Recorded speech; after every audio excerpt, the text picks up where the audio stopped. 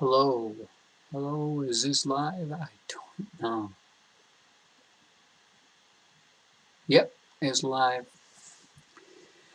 Okay, so everybody, I hope this is working perfectly, and I really hope it is.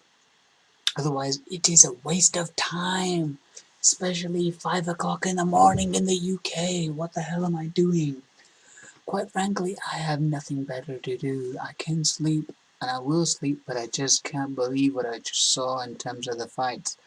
They were crazy, man. Crazy. And we're not even talking,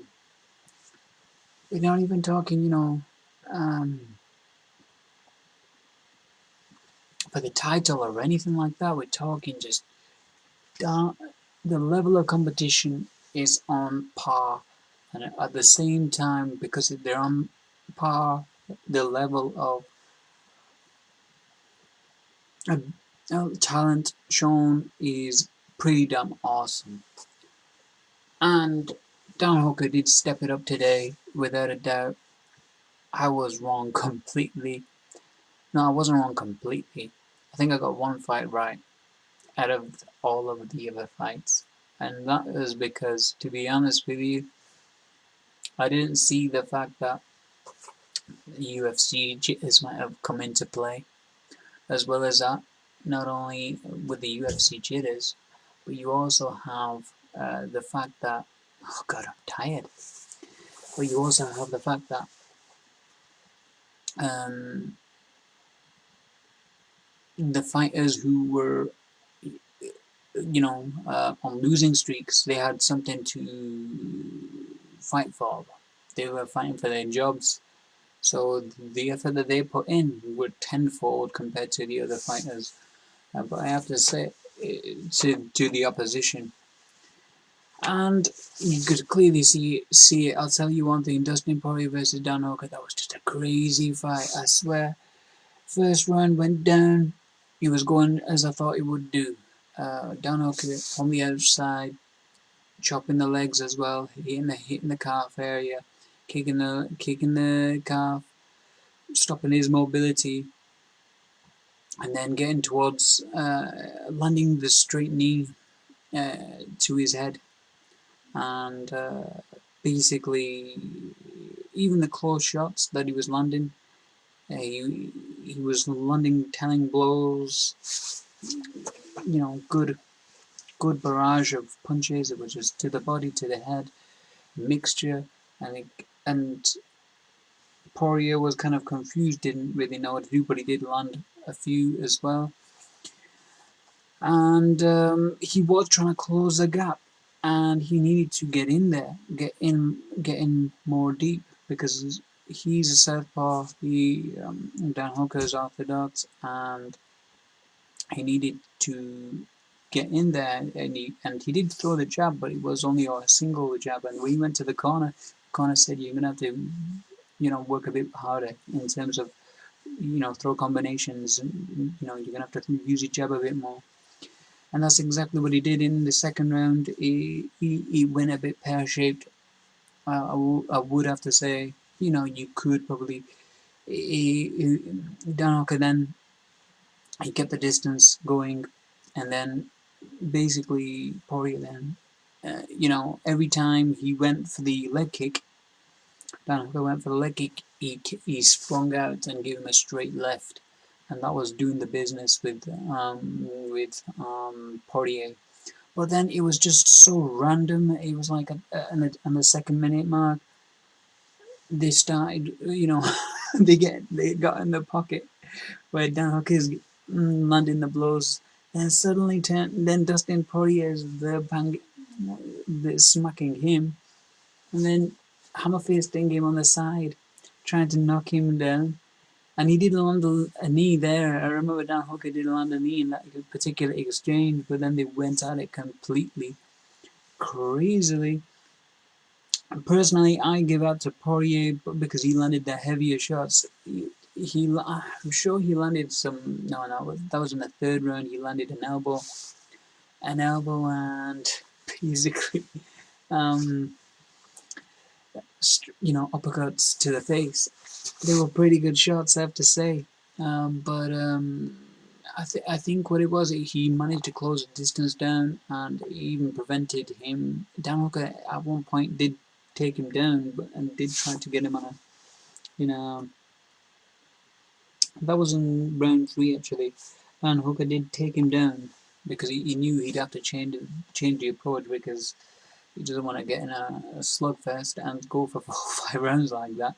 So he did start off good, but then he started taking the shots, them straight shots to the face, and good combinations to just overall. So Dan Hooker did try to take him down. He got caught in a guillotine at that point. The moment that happened, um, he wall-walled himself up, Poirier at that point, and then continued to do strikes and stuff. And but it's subjective in that point, in terms of I think Poirier won that round in particular because he just did more of a damage, and he didn't do anything with a takedown. Dan Hooker didn't. I think that was the thing. I think he just took it. He just took him down due to the fact that he needed to take him down. Otherwise, he was. No, it was good. It was no. That particular takedown they did take him down with. It was just a position. He presented an opportunity, like he was going for the strikes, Poirier were, and he just went and took him down. But the moment he took him down, he went for the armbar. Booyakasha. Then the 4th round, they were just going. That was pretty even. But I mean, for my liking, I still give a 2nd round to Poirier, even though you could say that Hooker won that one. Maybe, I'm sure a lot of the other people thought so. And then round 4, that could have been a draw, to be honest with you, because the first half of that particular fight was just crazy barrage of Dan Hooker basically managing to take him down, trying to move to different positions, trying to finish him, but then eventually, then halfway through the fight, halfway through the round, Dan basically, Poirier took him down. But in the 5th round, Dan was trying to take him down quite a bit. That was all his game at that particular point. But they're both going at it. I'm making it sound, like pretty easy, but you've got to watch the fight, because that's why I'm not doing it total justice, so that you can maybe watch the actual fights themselves. But yeah, and the Poirier basically took him down. Yeah, Poirier basically took him down to the ground, and just then that was practically the end of the fight. Towards the end of the fight, because he just hammer-fisted him a few times and tried to get him in a submission as such, and he won that round, because what was happening is Hooker was attempting to try and take him down, and Poirier was landing more telling blows. So what happened is, eventually, Poirier took him down, and that's where it went a bit pear-shaped for him, and that's why Dan Hooker didn't win the fight. Now, I personally, and I think when I look back at my decision to choose Dan Hooker, it was basically because what he did against Paul Felder was he circled the cage. You know what I mean? He used his distance appropriately.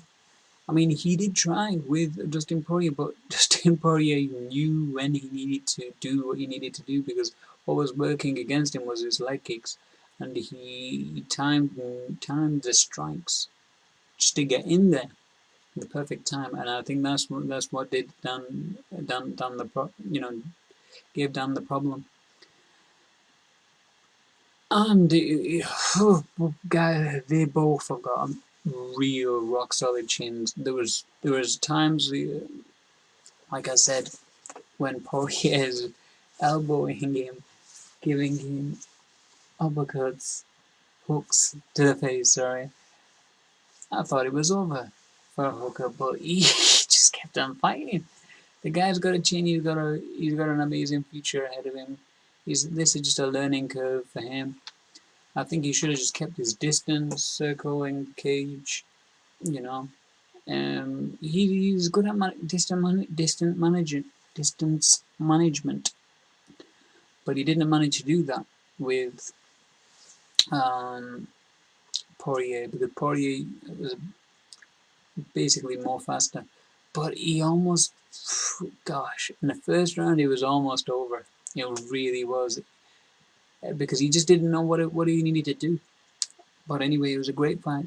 Check the fight out. Just check it out right now if you can. Awesome fight. Next fight, oh, what a crazy fight that was. I swear to God, I was thinking to myself, people are going to think I'm crazy. The fact that I'm going to pick Mike Perry over Mickey Gall, and this is no offense to Mickey Gall. You know, you put a lot of effort in your years of fighting, etc., and good for you and good for your future. But Mike Perry, the level of competition that he lost to in the last 3 fights were top notch. Mickey Gall, the level he was coming upwards against and won, they weren't great. They weren't, and he lost to Diego Sanchez, and you know, due to liver, you know, he said he had some liver problems and stuff. That fight in itself, oh yeah. So yeah, that fight in itself, I said he was gonna go first or second round because Mike, oh my God, it was so crazy. Mike Perry came out with his girlfriend. It was just crazy, and God bless him, man. You know. He's an entertainer. He just came out, give him some of these hands. That's exactly what he went to do. Tried to time the punches, went in. Mickey Gall was landing the main shots in the first half of the round. Getting whenever they got close, close exchanges. Didn't manage to. Mickey Gall managed to push him away and or land the appropriate punches and get out of the direction where he was getting thrown punches at. He was good, and then towards the midway mark, he got close to the actual cage, and Mickey tried to grab the fence, I think it was, or something. I think he even did. Mike Perry grabbed him from behind and suplexed him, and then the barrage kind of started from there. I think he tried to do some ground and pound at that particular point. I think the second round, then it was more of the same. It was striking, and then Mike Perry landed up. Where is it? Or was that? Yeah, was that the second round? I'm not sure. Yeah, at one point, I think it was the end of the second round. Towards the end of the second round, he landed a hammer fist to his face, and basically,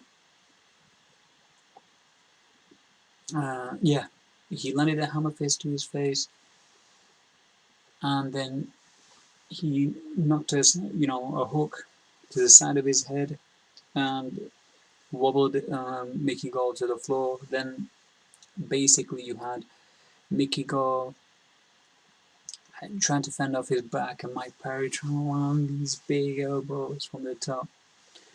Then it was like just the third round was just more of a beating. It really was. It was just more of a beating. Completely. He was just telling at every point that Mickey Gall was just gonna get knocked out. If he's gonna land one telling blow, he's gonna get knocked out, and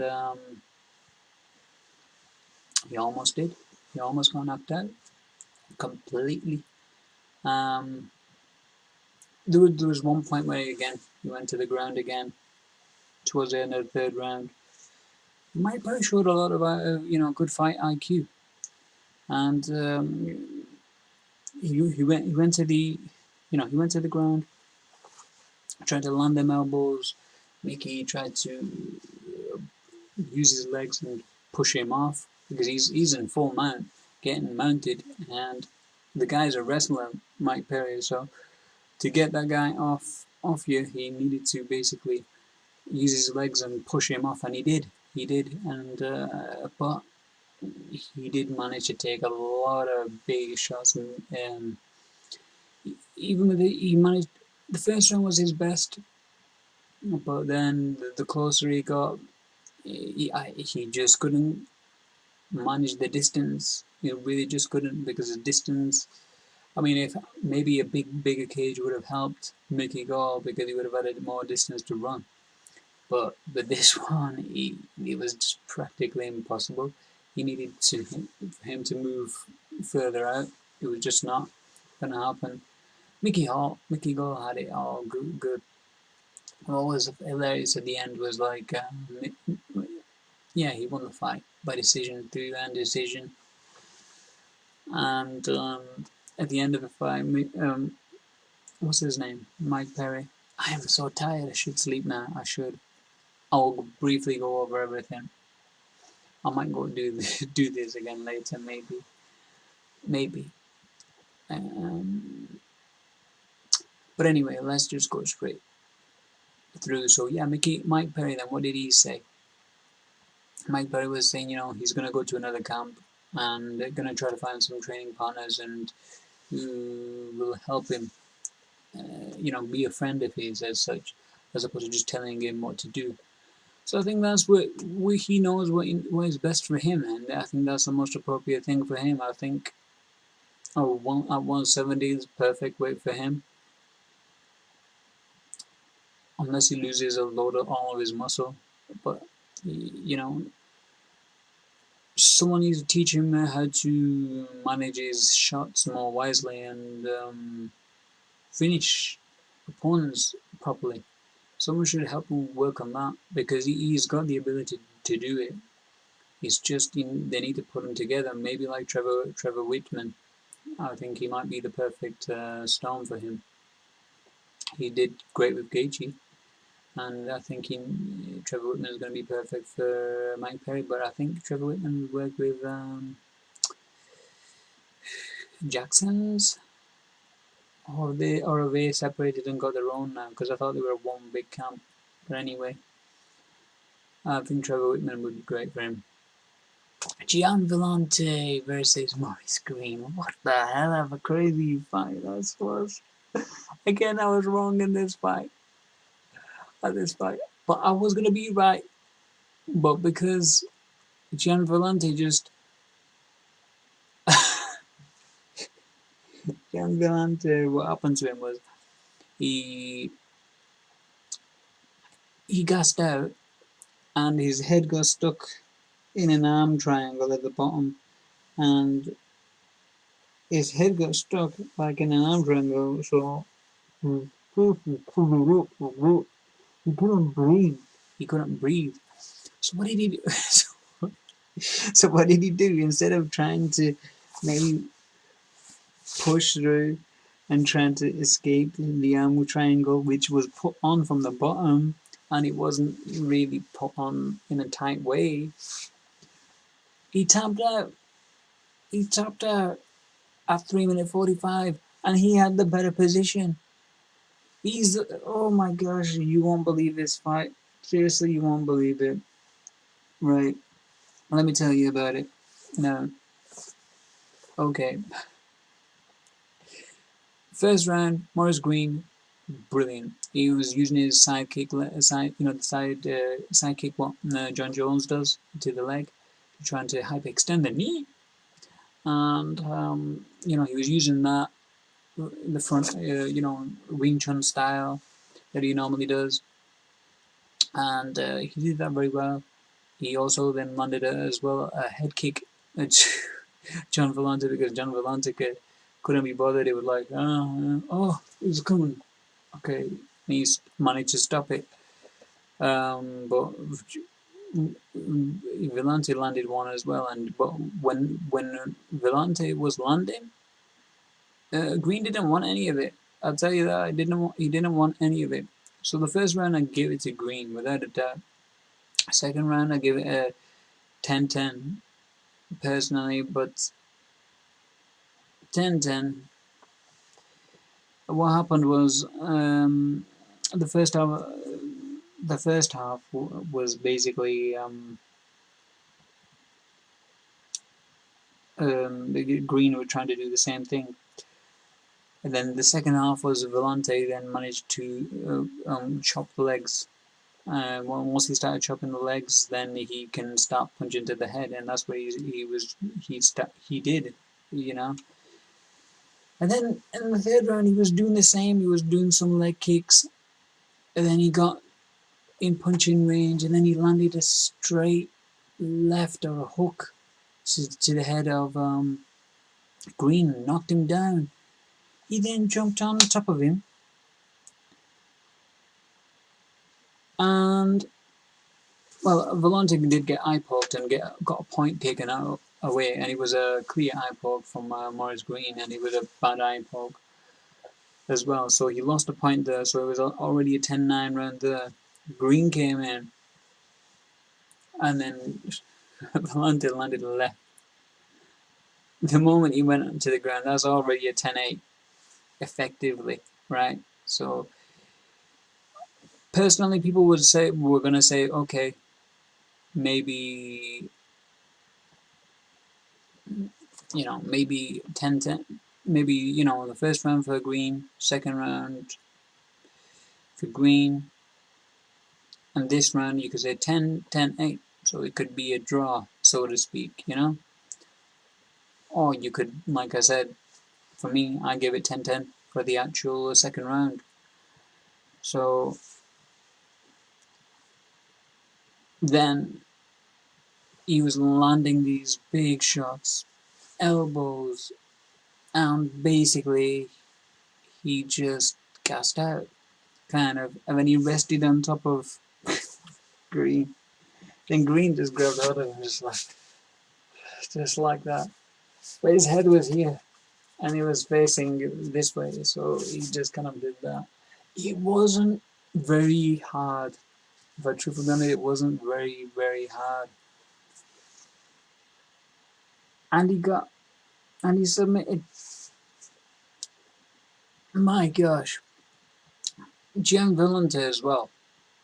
Heavyweight. Did it look like it was muscle that he put on? No. Or did he look like it was, like, I mean, yeah, it's definitely had. Did he look like he had cardio? That's what I mean to say. No, he didn't. So it is what it is, man. It was just crazy. I don't know if you can watch that fight. Oh my gosh, our next fight. Brendan Allen versus Kyle Dorcos. Again, I got it wrong. Right. Simply because, right, the record was, he was undefeated. Dorcos is undefeated, I think 9-0. Where's his record? Nah, they don't have it. But, oh my gosh, okay, so let's go. Let's just briefly. For me, Dorcos lost the first round, right? Clearly. He got kneed in the head, and it got dropped. His back was then taken by Allen, and he sprawled and got back to his, to his back on his back, and then got out and managed to stay up for a bit. So, but then he did get, being at the bottom, I think he got cut. There was a point where I think it was an elbow to his head, he got cut there. So, you give it completely to Allen in the first round. And then he did good. The coach did good in the second round. He started off good. But then Allen managed to get him in a Darce choke. but then managed to get on top and then do some ground and pound. And then it almost basically KO'd him at the end of the round as well. There was that moment where, no, what happened is then Dakar then managed to get an omoplata on him, managed to take him down, Alan down for quite a bit of a time. Yeah, he did manage to do that, and but right at the end of the round, he switched it and he managed to get up and land the straight left, and he did knock him down right at the end of the round. But it wasn't like it's over type of thing. Then in the third round, basically, it was takedown from and ground and pound by Dacos majority of the time. And it was a body lock, and you could say basically he's winning that round, and he was gonna win that fight as such. And then again, he managed to. I don't know. He managed to switch his body around because he was in the body lock. He managed to switch his body around and land a Superman punch while he was on the floor, and finished strong at the end of the fight. So he won that fight, Brendan Allen. I just think personally, Dacos could have just basically, when it was time to, it was like, okay, I'm striking. Okay, now he's starting to strike. Okay, I'll take him down. And it was like, there's no need to take him down, because the moment you again take him down, that's the moment you're actually getting more punishment. There was no need of it. I think if he works on his more, like offensive striking as opposed to just taking him down, both of the guys' level were like on par, man. It was uncanny. I almost thought they were the same people at one point because they had the same type of hairstyle as well. But Brendan Allen, he wasn't looking like that. I'll tell you that for sure. Yeah, so now, yeah. And prior to that, there was a great knockout by Sato against Wilt. Let's see, because I didn't even know that guy was on the card at that particular point. And Takashi Sato. This is Jason Witt, not Wilt. Sorry, my fault. Yeah, it was the first round. I was just wondering how's he going to do that. He was in the southpaw stance, and I just thought, how's he going to manage to get the shot? I thought, yeah, he leaps and lands a punch, because he had that karate style, the um Machida style, where is it time when where the other person, he times the actual person coming in, then he lands it straight. But this time he wasn't really landing it. He didn't look like he had the power as well. Jason Witt did look like he had the power, but he was coming in, and he got straight left, and it wasn't even. It was just the momentum of the punch that basically knocked him out. It wasn't full on power. No, he was just like, okay, I'm just gonna throw this. He knocked him out, man. He jumped in and knocked him. I think Jason Witt was coming in at that point. Man, it was a good KO. Check that out. Crazy. Sean Woodson versus Julian Erosa now. Great fight. Sean Woodson, you let me down, man. You let me down. I picked you because you had a huge record of victories, and Julian Erosa lost like 3 in a row. And I chose you simply for that reason. And you let me down. Why did you let me down? Because you just didn't. I'll tell you this. The small cage does everybody a problem. But I think what was a huge problem was Sean Woodson.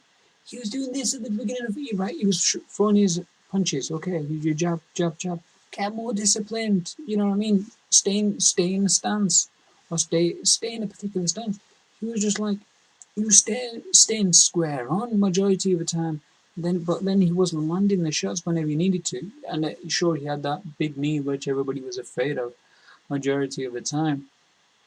But seriously, it was crazy. It was just like, okay, bang, bang, bang, bang, bang, bang. And then he realized Julian Narosa's not going to get tired, right? He's not getting tired. And then Julian Narosa managed to cut the cage off, right? Towards the end of the first round as well. But he gave that to Woodson, and he was gassing out. And the thing is, he did manage to take a lot of shots, but it was like moving side to side, bam, bam, bam, bam, bam, bam. He was doing good. He was doing good. Second round, Julian Rosa, again, he managed to cut the cage down. He used some leg kicks to cut the cage down and do some good jabs here and there and cut the cage down.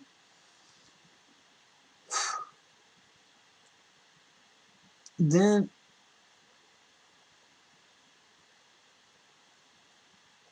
I can't remember how he got knocked out.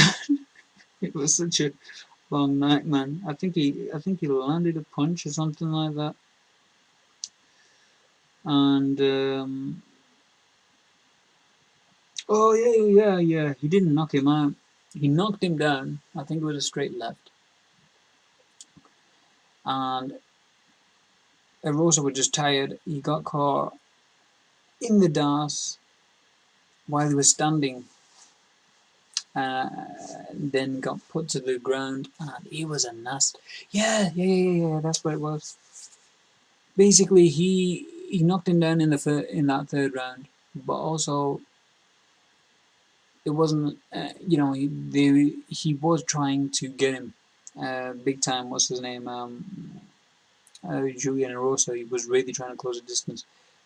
Woodson got tired, and at one point, then basically, I think it was he somehow managed to get caught in a dance, and that was it. He got twisted to the side, a real funny angle, and he just had to tap. It was just out of nowhere. Great fight though, definitely worth a watch. Okay, so who else? Who else fought? There were prelims, yeah. My gosh, there was some good free. Louis Pena. Louise Pena is a Hamaworthy. Third round submission. Now, Luis Pena. He's supposedly this jiu-jitsu wizard. First round, clearly in Khama's Worthy's round without a doubt. He was basically every time he wouldn't give an opportunity for Luis Pena to get some rhythm going. He wouldn't give it him. He just kept on, because Louis Pena tried to get some rhythm going. You know, to trying to get in there, and he just wouldn't let him do it, because he was just patting his hands just to get it, move his hands out of the way, so he would not get a rhythm going, and then landed straight shots and landed good shots. And towards the end of the round as well, when he was getting taken down, he did land a dance at that particular point as well. No, he landed a guillotine then towards the end of the round, because he wanted to win that first round. The second round, it was all was it Louis Pena, whatever his name is, I forgot, man. He did get him in like an arm triangle at one point. Then he got him in a body triangle. Then he got him in an omoplata. Then again, yeah, like I said, no, it was end of this round. He actually he tried to take him down, and then he got caught in a dance. That was a thing. And then again, Louis Pena.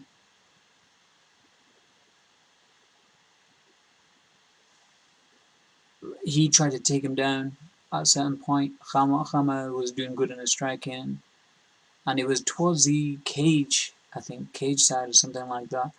But he tried to take him down. Oh, he was close to the cage, and Khama basically got the takedown with the guillotine in play, and it was over. Good fight though. But I'll tell you one thing, Louis Pena, he's a good fighter. The only thing is what he's he's just focused on jiu-jitsu. You know what I mean? You could clearly see he's just a jiu-jitsu expert. You need to work on your wrestling as well. That's just, that's something that you need to definitely do. Now, the next fight underneath that was Philip Lins versus Tana Boza. Now, Boza basically got KO'd, right? Philip Lins, they were both basically striking.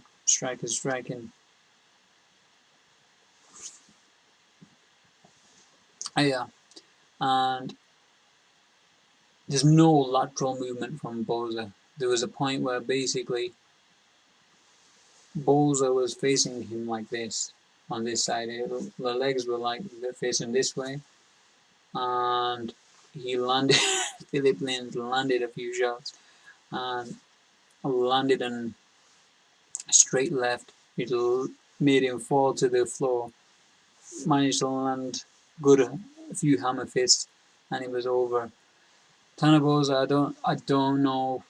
Maybe his heart wasn't in it or something like that, but it was just looking like they were just gonna throw some big shots and someone's gonna get knocked out. And Tanabosa just didn't have any lateral movement because the moment he was square onto the side, it was just like a punching target for the other guy. Because what could Tanabosa do?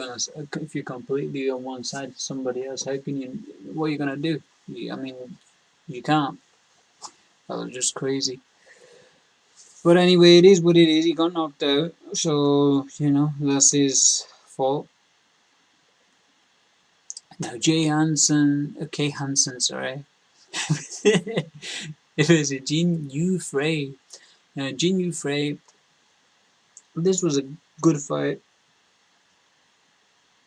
I think this was the first fight. No, and it wasn't. It was the second fight. Yeah. Jin Yu Frey, basically, for the first round, she landed some good straight shots, trying to wouldn't allow Kay. Kay was inspired. She was inspired by Ronda Rousey, and she decided, you know what? After she saw Ronda Rousey knock out Betch Correia, she went, "This is my dream. This is my purpose in life, to knock people out and break their arms. That's my purpose in life." Oh, okay. Well, she certainly did a good job, I'll tell you that. She got the flip third round submission in the third round. First round, right, she couldn't take her down, Jin Yu Frey.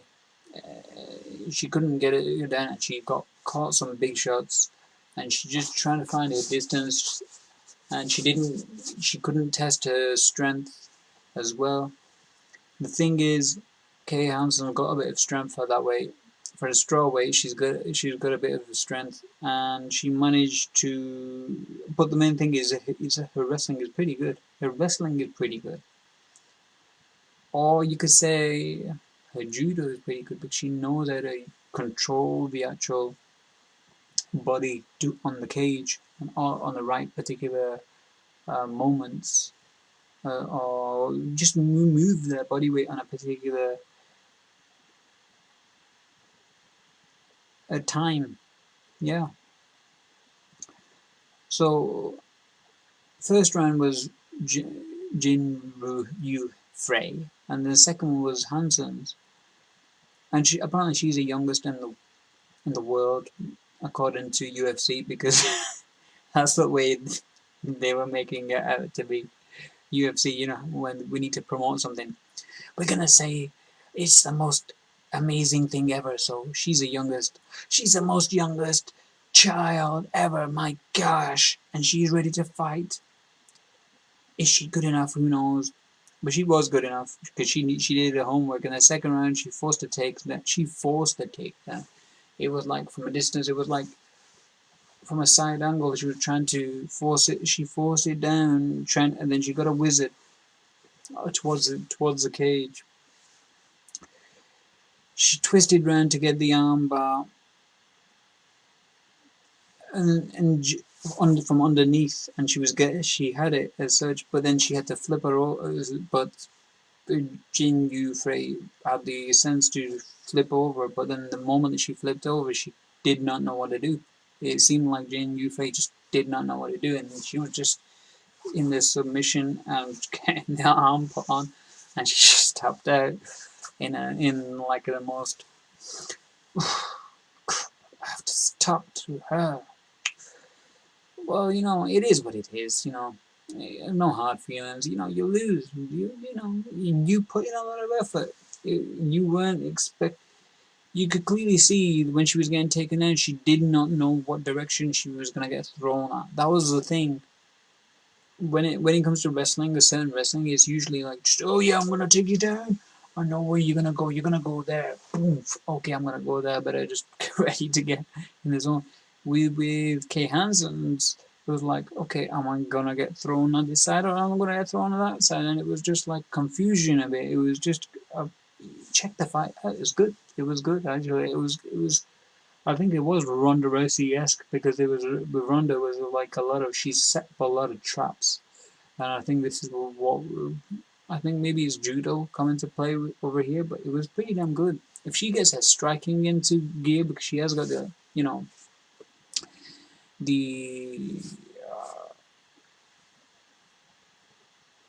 reach advantage. I'm in the UK and I'm up at 5 o'clock in the morning. After watching fights, I know. There's no excuse or anything. No one's telling me to do this or anything. I'm doing it out of my own free will. Yes, I know. So I'm not expecting to feel any sympathy or anything like that. But I just thought I'd talk about it. Anyway, yes, the last fight or the first fight was Jordan Griffin versus Yusuf Zalal. First round, I think it was pretty even. That particular fight was pretty even. And then Yusuf Zalal landed to the body. And then after that, he was just on. He wouldn't get tired out. And then Jordan Griffin in the second round just decided because he was getting tired out. You know what? I'm gonna be cool and pretend that nothing is happening. And he just got bombed to the face, and he thought Yusuf Zalal was gonna tire out. He wasn't gonna tire out. He was just gonna carry on to the end of the fight. And he's so similar to Anthony Pettis. And I just hope he works on his wrestling, man, because that was the ultimate problem with Anthony Pettis. Yeah, that was the ultimate problem with Anthony Pettis was that his wrestling was always his Achilles heel. I think is his heel too. And I know he's at featherweight 145. God bless him. He's only 23. But as far as the frame's concerned, he's got like a Dustin Poirier or even an Anthony Pettis type of frame. So it doesn't look like he's got the wrestling frame for MMA. When you look at a guy like Khabib, you can kind of see a bit of wrestling. You know what I mean? When you look at a guy like Kamaru, oh, he's tall for wrestling, that guy. He's like the ultimate wrestler. But yeah, man, check this fight. Do the fights out. If you've not seen the fights yet, check the fights out. I didn't tell you that this was a spoiler review, but too late. Even if you don't, tell you which fights to go watch. Kay Hansen versus Jin Yu Frey. Well, maybe not. It's a 3-rounder. You'll probably get bored. But check the third round out, because I think what happened is Kay Hansen then just got confident more in the third round and said, you know what, maybe I'll give it a try. So maybe I'll try to see how far I can go. I'm pretty stronger than Jinyu Frey. You can watch Tana versus Bowser. You can see what I'm saying about the knockout. That's a good one. You definitely check Luis Pena versus Hamaworthy, because you're gonna realize, wait a minute, you know, Luis Pena, whatever his name is, it's not my fault. It's Louis Pena. You can see Louis Pena's got a lot of talent, but he's just not evolved. He's just stuck in that. Who's that guy? Who's the jiu-jitsu guy with Conor McGregor's crew? I'm not talking about the one in Bellator. I'm talking about the other guy who's at 170. He's exactly like him. In terms of like, okay, I'm a jiu-jitsu guy. I love to take guys down and try to sub them out. And that's what my goal is, and that's what I'm gonna do. No. You got subbed out, mate. You got subbed out. You need to work more on your striking. His striking is simply to set up takedowns. That's all it is. And if you actually watch it, his striking, it could very much improve, and you could definitely see, you know what, there were points where he was landing clean at Hammer, and you're thinking, damn, these are gonna knock him down. And there was a point where he was throwing it at will and he was landing, but he wasn't landing, you know, hard shots. Like the hook shot to the head, but it was straight. He landed it, but it was just like, he was trying to get in there to do a takedown. It was like, come on, no. Learn your striking. You can definitely do a lot better. And you will definitely become a star. And that's what they were pushing you anyway. But seriously, you can't just rely on your jiu-jitsu. Come on, this is mixed martial arts. It's not jiu-jitsu martial arts. Definitely watch Dustin Poirier and Dan Hooker. You gotta watch that. Mike Perry versus Mickey Gall. You gotta watch that. Mickey Gall at the end of the fight was like, I'm okay. Yeah, I'm sure you are. You almost got your head knocked off, though. I'll tell you that for sure. Flipping heck. I mean, I give any other fighter respect for getting in the cage. Without a doubt, I'm not gonna insult anyone in that regard, but you were definitely gonna get your head knocked off. Sure, you did good. You weathered the storm. So you've got a lot of things to move forward for.